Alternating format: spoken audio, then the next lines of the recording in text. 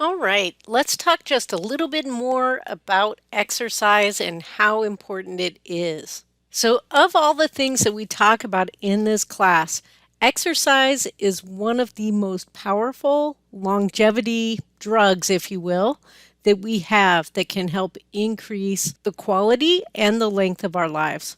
So, exercise has the greatest power to determine how long you will live the rest of your life, and I want you to know even minimal exercise can lengthen your life by several years. So it can slow and reverse both physical and cognitive decline. So here's some of the statistics. About 77% of the US population is currently sedentary. So just going from 0 minutes of exercise to 90 minutes of moderate exercise per week has been shown to reduce all-cause mortality by 14%. So that may not seem like a lot, but it's very, very hard to find any drug that can actually do something like that. So exercise is really quite phenomenal in its ability to affect our overall health. So regular exercisers will live more than a decade, typically longer than people that are sedentary. So what are the actual US recommendations for exercise?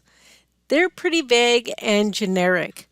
National recommendations suggest that active adults engage in at least 30 minutes of moderate intensity aerobic activity at least 5 days per week for at least a total of 150 minutes. And this activity then should also be supplemented with weightlifting or resistance training at least 2 times per week. So I just wanted to come back to the top 10 causes of deaths in the United States. And we saw that accidental deaths were in the top 10 causes of death in the United States.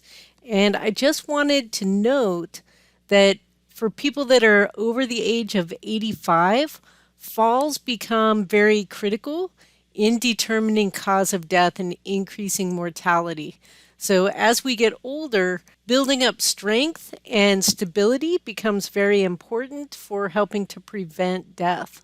So we've already talked about lifespan versus health span, and we noted that health span is about preserving 3 elements of our life for as long as possible. We want to preserve our cognitive health, cognitive decline in executive function or processing speed and memory. We want to try to avoid this.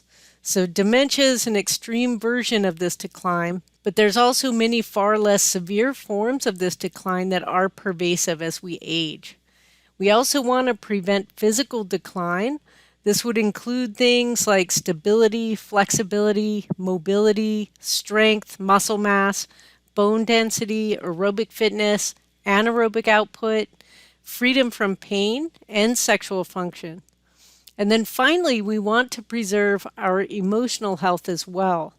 So this can decline rapidly because of lack of social support or relationships, feeling like you no longer have a sense of purpose or fulfillment, and relationality to other people in the population.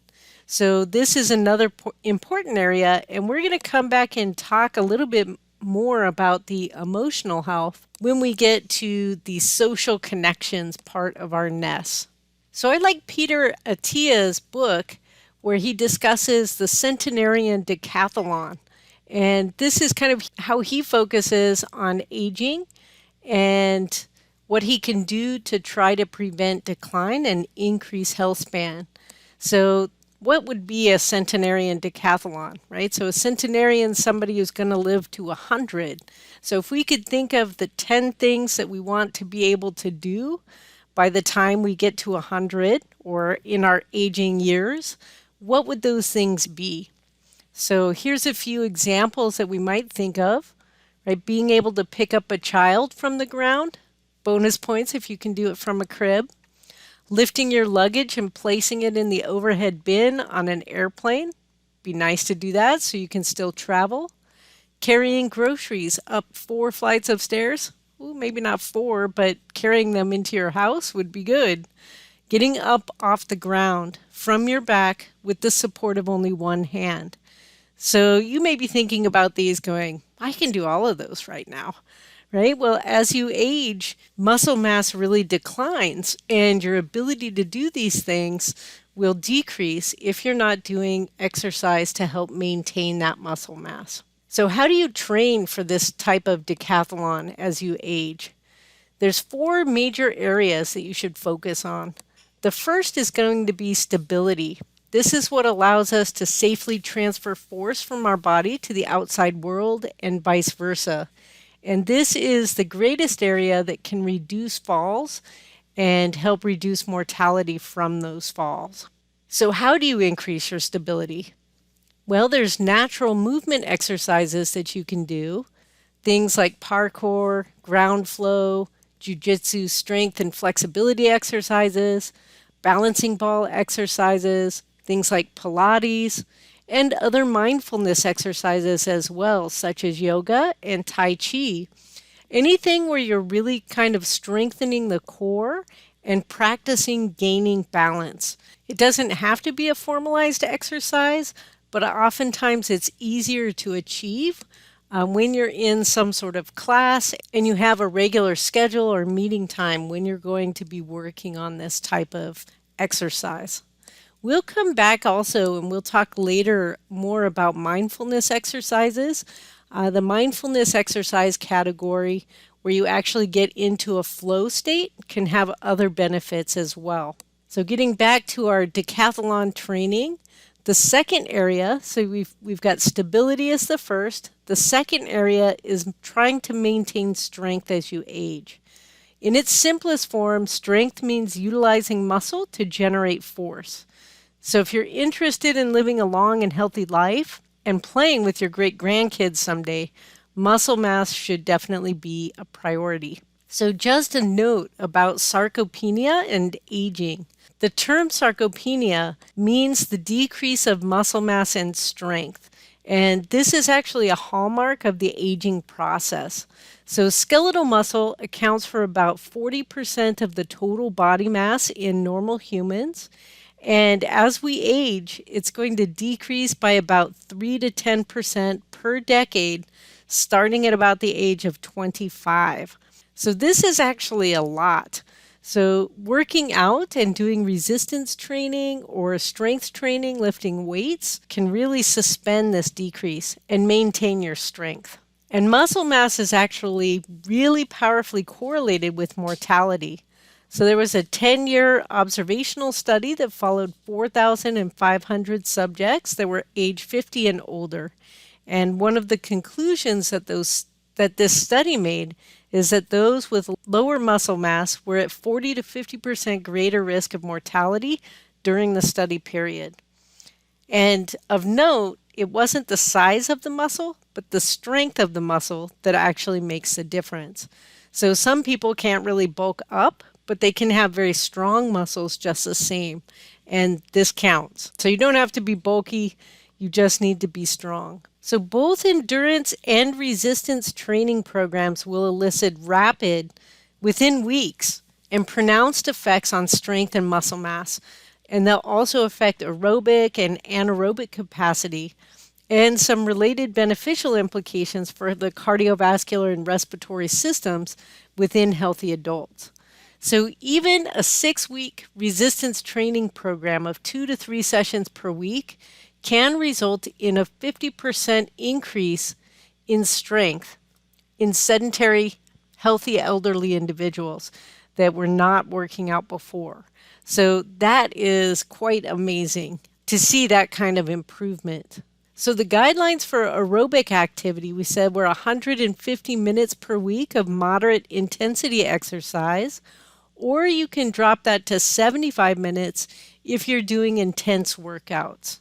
But even if you can't fit this in, or you're just starting to work out because you've been sedentary before, even 5 to 10 minute runs per day can reduce all-cause mortality by 30% and reduce cardiovascular disease by 45%. So even adding just a little bit of exercise into your day can really reduce your risk for mortality. So that's the aerobic training. Resistance training or strength training Suggestions are a minimum of 2 non-consecutive days per week. And here is just a short guide on how to do that. You want the loading intensity to promote muscle building or hypertrophy to approach about 60 to 80% of what your maximum one repetition for that exercise could be. So for any given exercise, you're going to have to take a baseline, right, of your strength and say, oh, I can't lift this or I can barely lift it. That's your maximum rep, right? And then you want to back that off to about 60% so that you can be able to do those repetitions. Right, so you want to do those repetitions in sets of about 10 to 15 repetitions per exercise. And then per week, you want to do 3 to 6 sets per muscle group per week on these strength training, right? And so you want to hit all of the major muscle groups in the body, the upper body, the lower body, and of course the core. So the back and your abdominals. So, what are some of the benefits from resistance training? In addition to decreasing all cause mortality, it can help you stay lean by increasing your lean tissue. Muscle tissue is leaner than fat tissue. More lean tissue increases your metabolic rate. Muscle takes more energy to keep it up than other tissue types. Resistance training and exercise in general reduces anxiety and depression. So we already talked about that in the last lecture. It also helps with age-related and diet-related diseases. So you'll have reduced risk of things like diabetes and metabolic disorder. And it also reduces the risk of osteoporosis and increases bone density. This is really important, as well as building stability, is maintaining bone density. So as we age, in addition to sarcopenia happening and a loss of muscle mass, bone density also starts to go down. And when bone density goes down and you have a lack of stability, when the falls happen, this can result in the breakage of the large bones in the body, such as the hip or the femur. And these are really, really difficult conditions to come back from. For example, the 5-year mortality rate after having a hip fracture is up at 32%, right? So about 1 in 3 people will die within 5 years after having a hip fracture. That's pretty serious, something you definitely want to avoid. Okay, so strength, stability. The third one is aerobic efficiency or aerobic training. And for this one, I've got zone 2 training listed here. So I'm going to pop ahead for just a second on this slide. So there are different zones or levels that you can reach when you're doing aerobic exercise. And these are gauged predominantly by how much of your maximal heart rate that you can reach. And we will find out how to calculate your maximal heart rate. That's dependent on your age this week in your activity so that you can monitor kind of which zone you get into when you do your workouts. But typically zone 1 is about 50 to 60 of your maximal heart rate. And this is going to occur when you're doing your warm up or your recovery or your cool down when you're finishing your activity. And some exercises will only stay in zone 1. So like when I'm out walking my dog, I'm predominantly in zone 1. If I'm walking really fast, I can pop up to zone 2, or if I'm walking up hills, something like that. This is at 60 to 70% of your maximum heart rate. And during this phase, you're actually building an aerobic base. You get into the fat burning area. And zone 2 is a place where you can sustain this activity for a pretty long period of time. So zone 2 is actually defined as the highest metabolic output or work that you can sustain while keeping your lactate level below 2 millimoles per liter. All right, so that's kind of archaic. Like you're not going to probably be measuring your lactate level when you're working out unless you're an elite athlete. But lactic acid is something that occurs when you get into the anaerobic zone and you can no longer maintain your activity with oxygen being present. So zone 2 stays below this level. And it would be akin to working out at a level where it would be difficult to carry on a conversation, but it's below your maximal output, right? So you might be like breathing every once in a while, and then you can get out a word or two if you're trying to carry on a conversation. That's how you know you're in zone 2. Zone 3 would be at 70 to 80% of your maximum heart rate. And in this phase, you can improve your aerobic capacity and you can also be strengthening muscles at the same time. Zone 4 is up at 80 to 90% the maximum of your heart rate. And at this phase, you're going to increase your anaerobic threshold, and this will help improve performance in short duration activities, so kind of bursting activities where you need rapid energy, maybe soccer, football, things like that. And then zone 5 is up at 90 to 100% of your maximum heart rate. And in this phase, you're going to develop more fast twitch muscle fibers, things for sprinting and power. This is not good for long periods of time. You're just going to be up in this zone for brief periods. So focusing on zone 2 for a few minutes. Zone 2 can give you better cardiovascular and metabolic health and circulation. It will improve fat utilization, mitochondrial efficiency and growth. It improves blood sugar, and it's a foundation for recovery and longevity. It also can improve sleep, energy, and performance.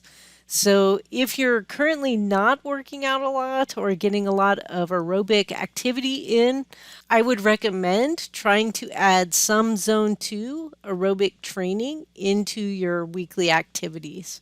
This would be a good goal to have. So you don't need to necessarily be up in these higher zones to get really good benefit from cardiovascular aerobic workouts. And then the last area for training for our centenarian decathlon is thinking about our VO2 max, or our maximum aerobic output. This is also something that's a little bit difficult or challenging to measure. There are some smartwatches out there that claim that they can measure VO2 max, and they probably do a pretty good job, but it's not going to be fully accurate. So if you have a smartwatch that does this, you may just want to monitor this for a little while and see kind of where yours is at and where your recommendation should be based on your age. So what is VO2 max anyway? VO2 max refers to the maximum rate at which your muscles can extract oxygen from your blood and then put it into metabolic use to generate energy, right? So you're making the ATP inside your cells that gets used for muscle contraction. And for longevity and health span, there's no other metric or biomarker that's more highly associated with the length of your life than your VO2 max. So here you see a chart that talks about VO2 max. And so if you're in the top 2% of the scores for VO2 max in your age range, your 10-year survival is at 97%, and your risk of any cause death drops by 80%. The top 25, not much lower. Top 50 is at 93.5% for 10-year survival, and risk of all-cause mortality drops by 64%. If you're in the lower 50%, you have a 91% 10-year survival and a decrease of 49 to 50% in risk from any cause death. So if you're in the bottom 25%, your 10-year survival is dropped down to 77%, and you're at the highest risk from death from any cause. So sedentary lifestyle gives you the highest risk of all-cause mortality. And I think the biggest thing to take away from this chart is this first jump. Getting out of this bottom quartile and jumping into the lower 25 to 50% dramatically increases your 10-year survival rate and decreases all-cause mortality by 50%. That is a huge increase. And it just takes a little bit of exercise every day to jump up from the 25th bottom percentile, where you've got a lot of sedentary folks down here, into this lower 50% area, and you can see great benefits.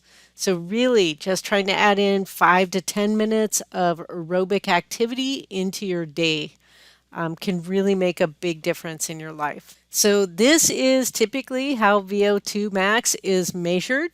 You've got a machine that's looking at your breathing rate and gauging your VO2 max based on your breathing rate. And this is at your maximum output, so you're physically working hard. So it's really a specialized measurement. You have to go into a facility to actually do this.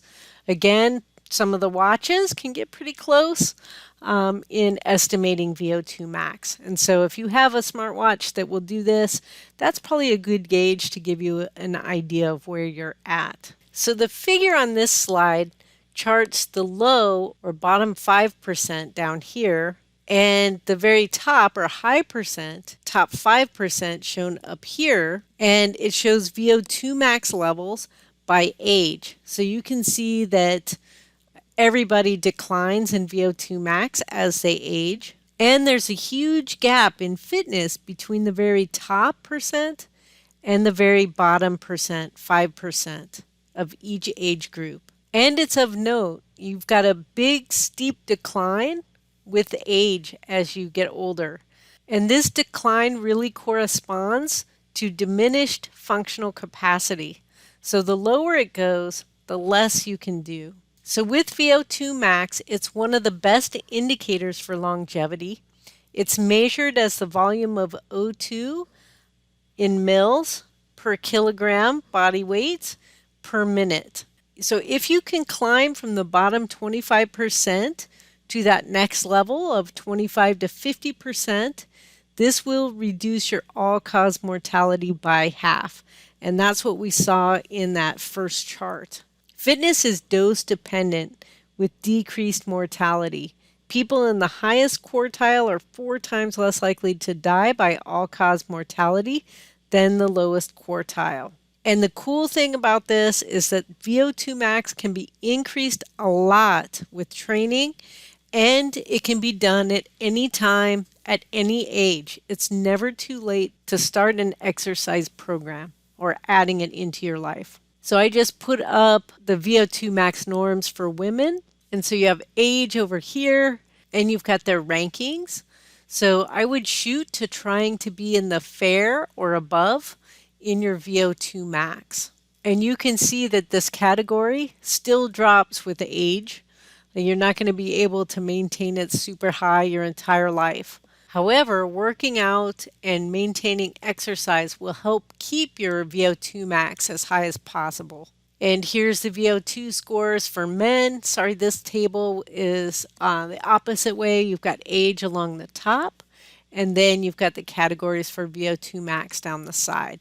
Again, you want to try to shoot for at least fair or above. So overall, it's very clear that the fitter you are, the lower your risk for mortality. And exercise really does so with greater efficacy than any drug regimen can in preventing coronary artery disease. Exercise also improves memory and learning. It improves your immune system, and it reduces your all-cause mortality by a lot. It also can increase your health span. So I think one of the striking things about this trend here is that you live more healthy life years. So if this is the healthy life line where you can maintain your own independence into older age, which is what we all probably want to do, live independently, be able to take care of ourselves, rather than become dependent on other people. You can see that people that maintain exercise in their lifestyle have a lot more healthy years of independent living than those that have sedentary lifestyle. And you can see the decline out here is much more rapid and quick. So you're in this dependent zone for a much shorter period of time in your life than you are in the sedentary group. So the benefits to the quality of your life are huge by just adding some exercise in there. So one of the key takeaways from this class is exercise and its importance in your life and its importance in maintaining it. And that's where we'll leave this section.